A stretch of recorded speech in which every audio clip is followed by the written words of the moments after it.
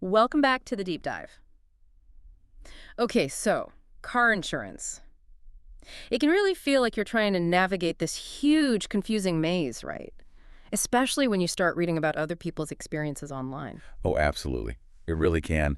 And that's exactly why we wanted to do this deep dive today. We've pulled together quite a mix of sources for you. Yeah. What do we got? Everything from, threads on online forums like Reddit, where people share their raw, sometimes really frustrated feedback, Yeah.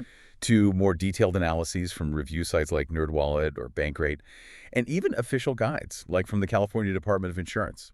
Okay, so a real blend then. Personal stories, but also the more structured, kind of data-driven stuff. So what's our mission here? What are we trying to pull out of all this? Well, the goal is really to cut through all that noise, pull out the essential information and help you quickly get up to speed on a topic that, let's face it, affects almost everyone who drives. Makes sense? We want to look at those reported customer experiences, the good and the bad. Try to demystify the different types of coverage out there and give you some practical tips you can actually use when you're shopping for insurance or maybe dealing with your current policy, especially given some of the challenging stories we found. Okay, let's do it. Let's unpack this. So we're going to start by looking at some feedback people shared about specific companies that came up quite a bit in our sources. Right. Now, a really crucial heads up right here. These are reports from individuals, okay, and analyses from review sites. Your own experience might be totally different, but these patterns we saw in the feedback, they seem worth paying attention to. That's a vital point. We're looking at what people reported in these specific places. And speaking of patterns, the feedback on National General that popped up in places like Reddit, it was pretty striking. Striking is one way to put it. Yeah, the negative themes were pretty consistent and pretty intense, actually. A huge area of complaint seemed to be the claims process itself. People talking about cars just sitting there for weeks or even months, unrepaired, claims being stalled or just outright denied, feeling like they were getting these, ridiculously low settlement offers. Exactly. And it wasn't just the delays or denials. People reported just basic difficulty, like getting in touch with adjusters or the company at all. One person even said their adjuster got fired mid-claim. Everything just stopped. Yeah. And it went beyond claims, too. Unexpected costs, high costs. That was another big pain point. People mentioned huge down payments, really significant price jumps when it came time to renew, and some really unsettling reports of unexpected withdrawals from bank accounts. Some people flat out called it fraudulent. Yikes. And fees, too, right? Fees for paying late or really high fees just to get your policy back after it was canceled? Yeah, those came up. And you mentioned poor customer service. I saw one comment from someone whose car was hit by a National General driver. They felt treated so badly, even as the third party, they said they'd never, ever consider using that company themselves. That says a lot. It does. That difficult customer service experience was definitely a recurring thing in the feedback. And what's interesting is how this kind of lines up with the bigger picture data. How so? Well, NerdWallet confirms National General is actually part of Allstate, and they do offer policies for drivers who might be considered high risk. They can help with those special state forms, like an SR22 or FR44, the ones sometimes needed after serious violations. Okay, so that fits with what one user thought, that it's a company for drivers maybe struggling to get insured elsewhere because of their record. It seems to align, yeah. And if you look at independent reviews, they kind of reinforce what users were saying. Yeah. NerdWallet gave National General a pretty low rating, actually, 3.5 out of 5. Okay. But here's where it gets really interesting, kind of confirms those user stories. According to official data from the NAIC, that's the National Association of Insurance Commissioners, they track complaints filed with state regulators. Right. National General had far more than the expected number of complaints compared to their size in the market. Wow. Far more than expected. So that's independent official data backing up the kinds of frustrations people were reporting about claims and service. It really seems to be. And if you look at broader customer satisfaction studies, like the J.D. Power ones NerdWallet mentioned from 2024, well, they didn't paint a much better picture either. Yeah. National General ranked near the very bottom for both shopping satisfaction 17th out of 17 companies and claims satisfaction 19th out of 21. Oof. So the official metrics seem to consistently reflect those difficult experiences people reported. Okay, what about their actual offerings? Did the sources mention any specific features or discounts? Yeah, NerdWallet did list some things. They apparently offer a $500 emergency expense allowance after a covered claim.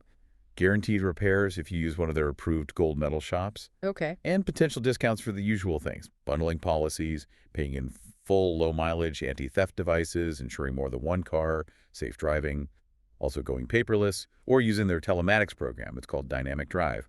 Uses an app called Rootly to track your driving. Okay. Telematics. We'll come back to that. So that gives us a pretty full picture of National General from these sources. Let's shift gears now and look at Root. They have a very different model, right? They really do. Root's whole approach, based on what we read, is built around telematics. You download their app, you go through this test drive period, Right. and they use the data collected on how you actually drive your braking, acceleration, time of day, that kind of stuff, to primarily set your rate. So the idea is if you're a demonstrably safe driver, you could get a much better rate than you might otherwise. That's the pitch, exactly. And the feedback we saw, it was really, really mixed. Bankrate did a good job summarizing reviews from places like Reddit and Quora, and you basically see two camps. Oh. Some users genuinely reported getting significantly lower premiums. They were happy, praised responsive customer service, Yeah. liked being able to talk to real people. Sounds good, but... But other users reported, and I quote, strong dissatisfaction. Some went as far as calling the company deceptive or even a scam. Whoa, okay. Scam is a strong word. What were the specific complaints driving that kind of reaction? Well, problems with the test drive itself came up. Things like the app messing up, maybe logging a passenger as the driver, or making people do multiple test drives. Annoying. Yeah. And then there were reports of unexpected rate increases, even for people who got good driving scores during the test drive. Which, feels like a bait and switch if the whole point is your rate is based on your driving score. Yeah, that would completely undermine their marketing promise. It really would. And, similar to the National General feedback, the claims process was a major issue for some Root users. We saw reports mentioning appraisals based only on photos submitted through the app, which apparently led to really low initial estimates. Yeah. Users talked about huge differences between those initial estimates and what actual repair shops quoted, and then having difficulties getting those supplemental payments approved to cover the real cost. That sounds like a nightmare. Thousands of dollars difference in one case I read. Yeah, what one user detailed a vandalism claim where Root's initial photo estimate was just vastly different from the shop quotes, like by several $1,000s. Now, to be fair, Yes. someone else in that thread did point out that photo estimates are becoming more common across the industry, and the initial estimate is often just that initial. Supplements get added later. Right. Okay. So it might be partly an industry trend, but still sounds like a potential hassle. Definitely highlights how far off that first assessment can be and the potential struggle to get the full amount approved. Other complaints about Root included difficulties canceling policies and getting refunds processed correctly. Gotcha. Anything on the positive side? Potential savings. Well, Bankrate did mention Root claims that good drivers could potentially save up to $900 a year. So the potential is there, according to them. Okay. And discounts or benefits? They list discounts for safe driving, obviously, based on that test drive usage-based or low mileage, again from the app data, bundling auto with home or renter's insurance through their partner home site, and paying your premium in full upfront. Anything else? Yeah, they apparently include roadside assistance with their policies, which is nice, and offer referral rewards if you get friends to sign up. Bankrate also helpfully listed their customer service and claims phone numbers, which is good info to have. Okay. Good overview of Root. Let's turn to the last specific company we looked into closely, Bristol West. What did the sources say about them? Right, Bristol West. Identified as a brand owned by farmers, usually offered through Foremost Insurance. And similar to National General, they also seem to cater more towards high-risk drivers. They can help with those SR22 forms, too. And the user feedback, following the pattern here. What we saw was, well, extremely negative, frankly. Users in the forums we checked pretty much labeled it a scam. They reported really significant delays in communication with repair shops once a claim was filed. Delays in claims again. Seems like a recurring theme for companies mentioned in that high-risk category. It absolutely does seem to be. And one user's comment really stuck out. It underscored their frustration. They said they actually had to file a formal complaint with their state regulator, the Bureau of Insurance, just to get Bristol West to take any action on their claim. Wow. Having to go to the state just to get a claim moving, that tells you a lot about the reported experience. It really does. And again, looking at the official data cited by NerdWallet seems to confirm this pattern. Bristol West, along with some other companies mentioned for the high-risk market, like Infinity and Kemper, They all had far more than expected complaints filed with state regulators, according to that NAIC data. So those personal, really frustrated reports seem to line up pretty closely with the official complaint statistics. Okay. After hearing about some of these specific and sometimes quite challenging experiences, it really highlights why understanding the basics of auto insurance is just so critical. Let's pivot now, maybe broaden out, and talk about some key concepts from the guides we looked at. Absolutely, that feels like the right move. The California Department of Insurance Guide, for instance, gives a really great breakdown of the different types of coverage available. Okay, where do we start? Well, the most fundamental one and the only coverage that's actually legally required in California to meet financial responsibility laws and register your car is liability coverage. And just to be clear, that's the coverage that protects other people and their property if you are the one at fault in an accident, right? It Yeah. pays their medical bills, their car repairs, things like that. Exactly. It covers the costs that you are legally liable for to others. It doesn't cover your own car or your own injuries. Okay, so what does cover your own car? That's where comprehensive and collision coverage comes in, often just called physical damage coverage. This is what protects your vehicle. Right. Comp and collision, what's the difference? Comprehensive covers damage from things other than a collision. Think fire, theft, vandalism, hitting a deer, maybe hail damage. Collision covers damage to your car resulting from an accident, like hitting another car or an object, regardless of who was at fault. Got it. And this is the coverage that your lender usually makes you get if you have a loan or a lease on the car, correct? That's right. The bank or leasing company wants to protect their investment in the car. But the guide points out something important. Once your car is paid off, this coverage isn't legally required anymore. Ah, okay. So if at that point, you need to decide if keeping it still makes sense. You have to weigh a few things. Like what? Like, what's the current market value of your car? How much would it cost you out of pocket to replace it if it got totaled? And maybe even, does it have sentimental value that makes you want to keep protecting it, even if its cash value isn't that high anymore? Compare that to the cost of the coverage itself. That's a really good point. Your coverage needs definitely change as your car gets older and paid off. What other types of coverage should people know about? The guide mentions several other important ones to consider. Medical payments coverage, often called MedPay. This can help pay for injuries for you and your passengers, no matter who caused the accident, up to the limit you choose. Okay, helpful buffer there. Then there's uninsured or underinsured motorist coverage. This is really crucial, I think. It pays for your injuries and sometimes damage to your car if the driver who hits you and is at fault either has no insurance at all or doesn't have enough insurance to cover all your costs. Yeah, given how many drivers might be uninsured or underinsured, that seems incredibly important. It really is. And related to that, there's specifically uninsured motorist property damage, which, as the name suggests, covers damage to your car if an uninsured driver hits you and is at fault. Got it. Anything else? One more often mentioned is rental reimbursement coverage. This can help pay for the cost of renting a car while yours is in the shop being repaired after a covered comprehensive or collision claim. So you're not stuck without transportation. Okay, that makes sense. So understanding those coverage types is definitely step one. Step two is actually shopping for the insurance. How do the sources suggest people navigate that process? Yeah, shopping around is key. Both the California Department of Insurance Guide and some insights from forum posts, like on Lease Hacker, touched on this. One key difference to understand is using a broker versus buying direct from an insurer. Okay, what's the difference there? A broker basically acts as a middleman or an intermediary. They often work with multiple different insurance companies and can shop around for policies and rates for you, which can definitely save you time. Sounds convenient. Is there a downside? Well, potentially. They might charge broker fees or specific transaction fees for their service. Buying direct, on the other hand, means you go straight to specific insurance companies yourself, calling them, using their websites to get quotes. So more effort on your part. Definitely more effort required, but you avoid any potential broker fees, so it's kind of a trade-off. Convenience versus potentially lower direct cost, assuming you put in the work. Makes sense. What about resources to help compare? The California Guide points to some really helpful tools right on the Department of Insurance website. There's the Automobile Premium Comparison Survey, which shows sample rates from different companies for various driver profiles. Okay. And maybe even more valuable, given our earlier discussion, is the Consumer Complaint Study. This actually ranks companies based on the number of justified complaints filed against them by consumers relative to their market share. Oh, wow. That sounds incredibly useful.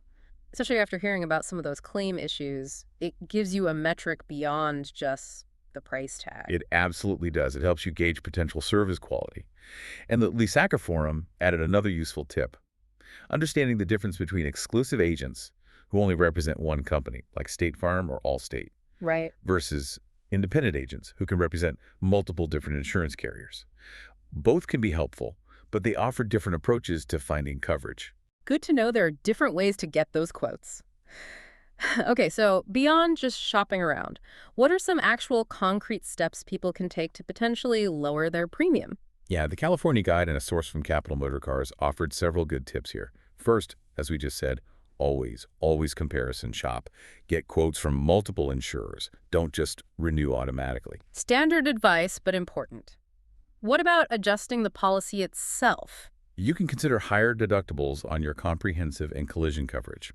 How does that work? The deductible is the amount you pay out of pocket before the insurance kicks in for a claim. So if you choose a higher deductible, say $1,000 instead of $500, your premium will generally be lower because you're agreeing to take on more of the initial financial risk yourself. Makes sense. But I think you mentioned a catch earlier, something about leases. Ah, yes, good point. If you lease your vehicle, the lease agreement might actually require you to maintain a low deductible, often $500, or sometimes even less.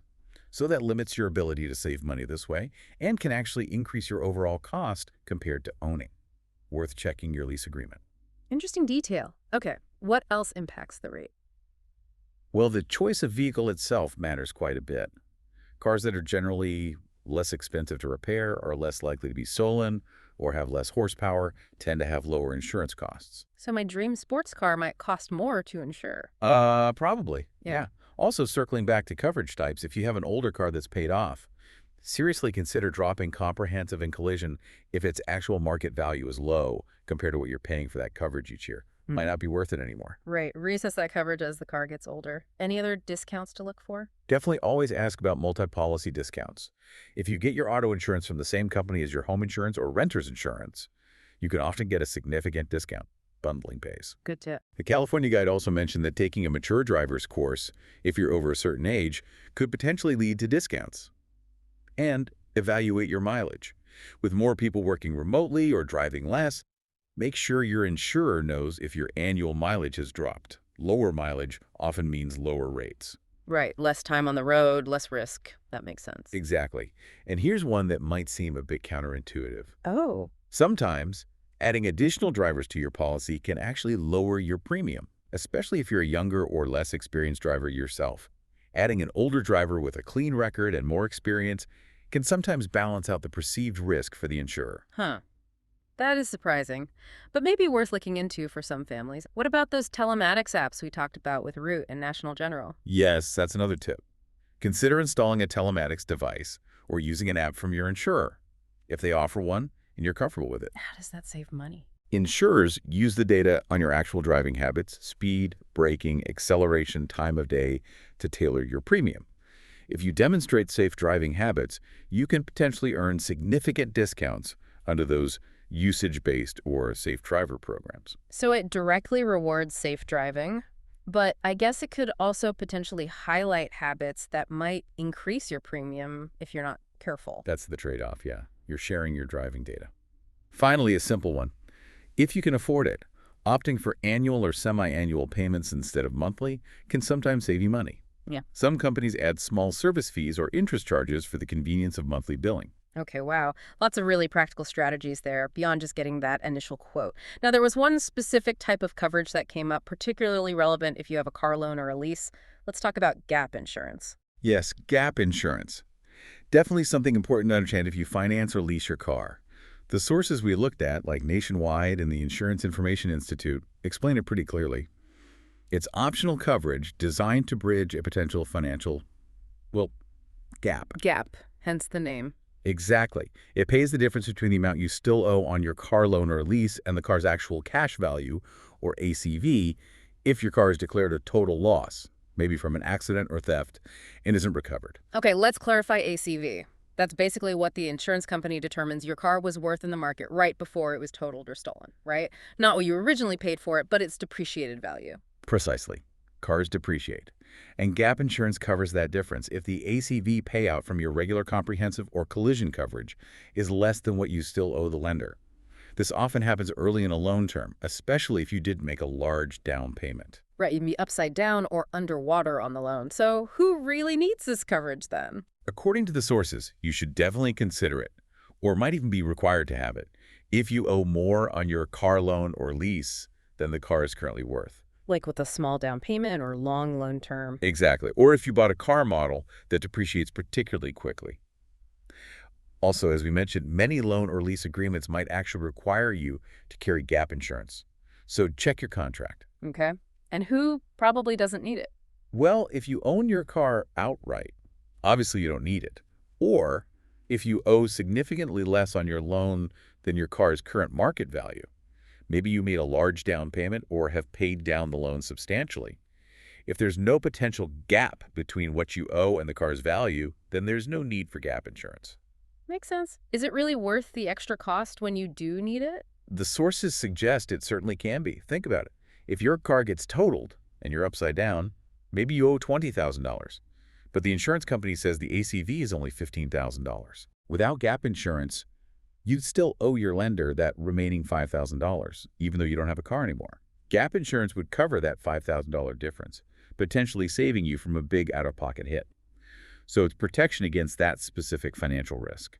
That makes the value proposition pretty clear if you're in that situation. Yeah. Okay, where's the best place to actually buy it? Dealership, insurer. You generally have a couple of options. You can buy gap insurance from the lender or the dealership when you first get the car. However, the sources usually state that this is often the more expensive route. Purchasing it directly through your auto insurance company as an add-on to your existing policy is typically much less expensive. Often, according to one source, potentially hundreds of dollars less on average over the life of the coverage. Wow, that's a significant potential saving. Definitely something to check with your own insurance agent or company if you think you need gap coverage. Absolutely worth asking about. All right. We have really covered a lot of ground here. We've dug into navigating some of those, frankly, challenging experiences people reported with specific companies like National General, Root, and Bristol West. Yeah, and moved into understanding the essential building blocks of insurance coverage itself, liability, comp, collision, all that. And then practical ways you can shop smarter, potentially save money, and understand options like gap insurance. And I think a key takeaway is that experiences can vary so widely.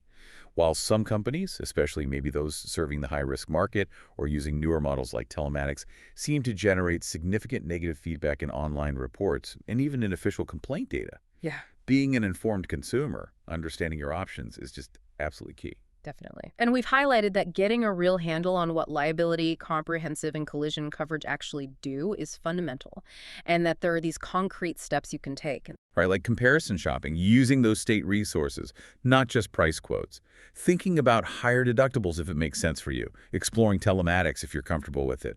All ways to potentially lower costs and get the right fit. It really reinforces the idea that you need to do your homework. Get multiple quotes, yes, but look beyond just that upfront price tag. Exactly. Consider those reports on claims processes, look at the customer service feedback, check those state complaint ratios if you can find them, especially with companies that seem to have a higher volume of complaints. Because, really, the true test of your insurance isn't just the premium you pay each month, right?